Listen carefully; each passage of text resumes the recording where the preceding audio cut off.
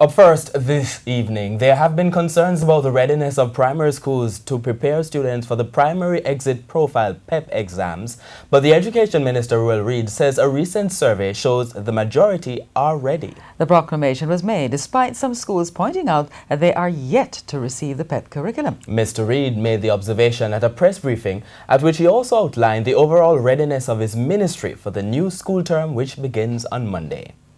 TVJ's Herman Green was at the briefing and now reports.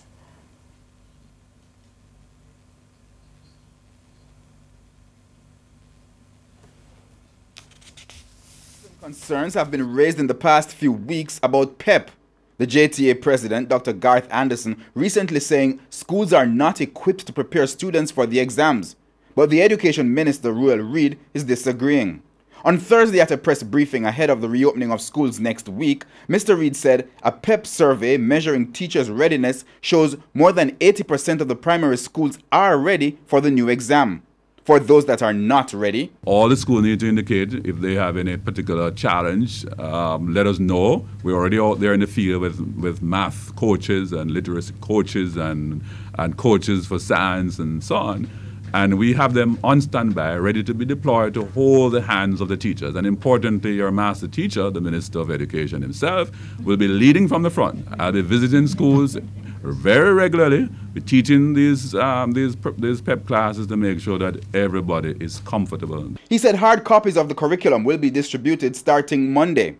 He points out that the preparation for PEP started over 2 years ago. The pilot started 2014, 2015, and there was a forecast for PEP to be implemented in 2017. When I took over as minister, I had to review the work that was being done. And so, as you note, that there's a year delay just to make sure that we were doing all the requisite consultation, fine-tuning, and preparation for its implementation this year. In fact, he says the 2016 and 2017 cohort of GSAT students did exams using the PEP curriculum. Turning to education fees and book purchases, Mr. Reid reiterated that auxiliary fees should not be compulsory and no student should be denied admission for non-payment. Also, clarification for literature books and students' school insurance costs. Literature books for those who are not on pass? Well, at the moment, they would have to purchase those literature books. We are hoping to add, next year we would extend to everybody because we had to phase it in because the key cohort was, of course, the PASS. We had to cover the PASS students in the first instance. But next year, we hope to complete the allocation to make sure that, and 50% of our children are already on PASS anyway, so we'll do the other 50% next year.